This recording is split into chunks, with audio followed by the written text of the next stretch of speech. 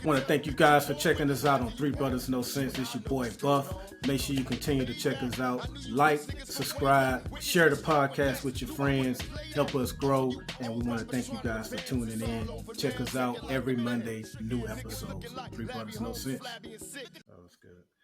Um, because I mentioned Steph Curry at the top of the show, I wanted to see if I can get my question in.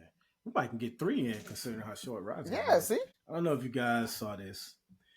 Ayesha Curry kind of stepped in it again, depending on how you view it. And if I remember correctly, because we hadn't recorded in so long, it's been about 2 weeks since I saw the clip. But I think she said something along the lines of, I didn't want to get married. I didn't see myself as getting married and having kids. Like, I saw myself as doing X, Y, Z. And people got a hold of that and called her ungrateful. Steph Curry needs to leave her. And, you know, how many times is she going to disrespect him? So I don't know if you guys remember the last time she kind of stepped in it. I think it was when she said she likes to hear. She I wants don't know people. if she She wants said. to feel pretty. She likes to be kind of like, why doesn't people want me or like me? Yeah, Like yeah, she yeah, wants to be yeah. wanted. Yeah. And I think I was on an island that time. I think you two understood her. I didn't like the comments. But this time, I'm on her side. And I just didn't get what people didn't understand what she said. She's saying that, hey, I didn't grow up with the whole Disney fairy tale of wanting to find some Prince Charming. That's not how I grew up. Nowhere in those comments did she say, oh, I'm tired of being a wife and a mother and, you know, this, that, and other. But that's what people grab from it. So did you guys see the comments and what were your thoughts on that? Did you understand where she was coming from, or she had STFU? Fur, you want to go first? You get thoughts? Sure. I mean, I understand her 100%. I commend her for speaking her truth. I was one of those people. Yeah, You true. know me. Yeah. I said I was never getting married. Right? I didn't see the point of it. Just because 50% in divorces, she gets half. I was that guy, you know? That just didn't see it. So I understand that thought process, but also believe in life we don't really know what we want.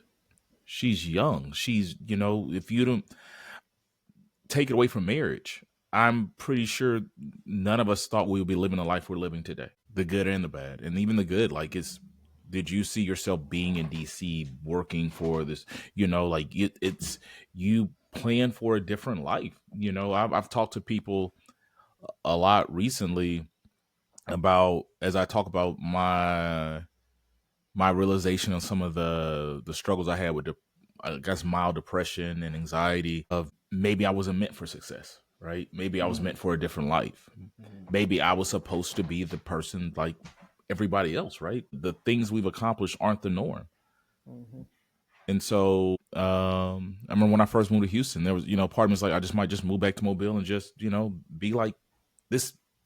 I'm striving for too much, right? Most people don't make it this way. You know, just graduating from college is enough. And so in her defense is like maybe she didn't see this. Maybe she didn't, you know, maybe she's like marriage and I don't want to become this wife. Did she see herself marrying Steph Curry? First of all. Right. Right. Right. It's like maybe I'm gonna get married to a regular dude working a 9 to 5 and all that. I didn't see this life. Maybe you plan to marry a Steph Curry. Probably maybe that's what it is. Maybe a lot of people are mad because they plan to have the life that she has. Because how or many even dream women about it, right? I think that maybe a little bit of it is people Yeah. like, especially now with the new internet era, right? Girls are coming up dreaming about being Ayesha Curry, about being the next, you know, even if it's Real Housewife, right? Or like one of those chicks that's like, oh, I found a baller or whatever, and even if I'm a baby mama for him, I'm living a good life because of whatever. Like girls are growing up dreaming about that. And I think that's where a lot of people and she got a lot of that pushback was when she's like, I didn't want that, right? Like is I that you got wanted pushback to I was just gonna. I just got mad because a good percentage of those girls wouldn't do. I'm sure Steph appreciates what Aisha brings, and a lot of those girls would just want to go to brunch and smoke hookah. Yo, agree. They would have called him a But- lame in college because he's not about any of that stuff. He's not like a typical NBA player. I think he's saved if I'm not mistaken. So they would have been calling him lame and not wanting to even be with him. Yeah. But I think that's why she's getting such pushback, and they like latched on to it and was like, she's not appreciative of what she has, or she's not appreciative of where she is, just because she's, to your point, for she was like, I thought I was going to be the career woman, like, and like you're saying, right? Like she had her own ambitions, right? She's like, I want to be this, and we talk a lot about. I've always brought up, it's hard to be a power couple, right? With two very successful, two high, like moving, one of the best people. things you said on here, by the way, right? Like it's just super difficult, and hell, even Michelle said that. She was like, I put my legal, like I was a lawyer, I was a boss chick, and I put that aside so my husband can become president. I didn't anticipate. She was his supervisor, by the way. Right? Yeah. He was interning when he was interning. Yeah. How about that? And to me, she went harder in the paint than Ayesha, because she said, I felt like a single mom. Mm-hmm. Damn.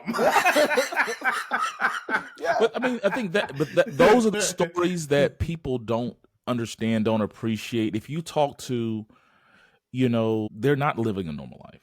Right. The Ayesha Currys, the Michelle Obamas, the Coretta Scott Kings, like even Z sometimes, and I'm nowhere on any of their levels, right? Not saying that, but she's like, being with you is a challenge because I have to share you with the world. You have a gift and a passion that I have to share with the world. And I find myself it's almost selfish of me not to let you do the things you're doing because you're doing it for such a good reason.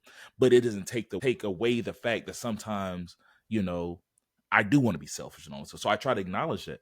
And so I can only imagine what a Ayesha Curry does, goes through. And I'm pretty sure she's appreciative, just like I just never thought I would do. I never thought I never have a podcast. I never thought I'd be leading youth. I never thought I'd be living any of this. Mm-hmm. Am I ungrateful? No, I just didn't think this. Even when I thought I was going to be the successful doctor, I didn't see this version of myself. Right.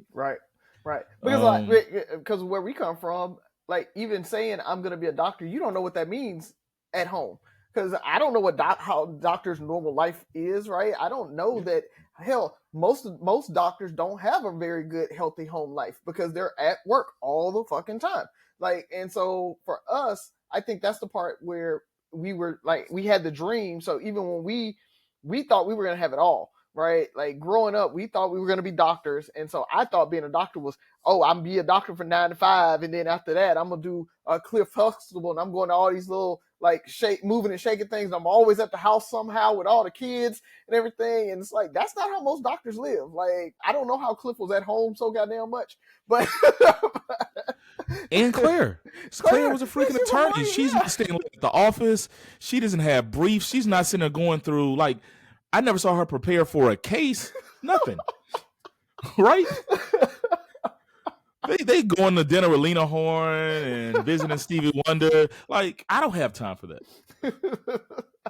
Right? And so, with 5 kids. Right.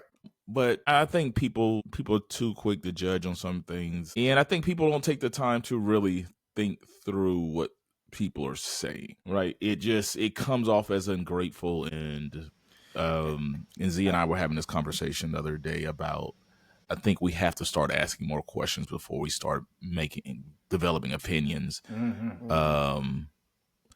And I stated this, I'm saying no meaningful change has ever been made without a question first. Mm-hmm. Yeah. Right. And so you have to sit there, and just because you hear something's like, why would she say that? What does that mean? What about, and think about your life. Are you in the position that you thought you would be? And I think people have been waiting to attack her since the previous comments also. Yeah. And my last point too is Tabitha was saying, I just kind of wish Steph Curry would come out and defend her more.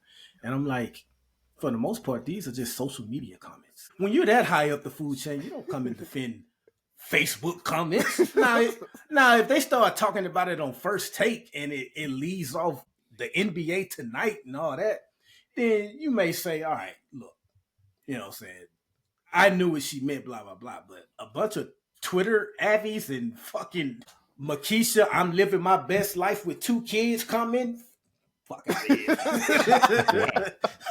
They responding to that. All them stupid ass names on Facebook. No more drama in my life. Living my best.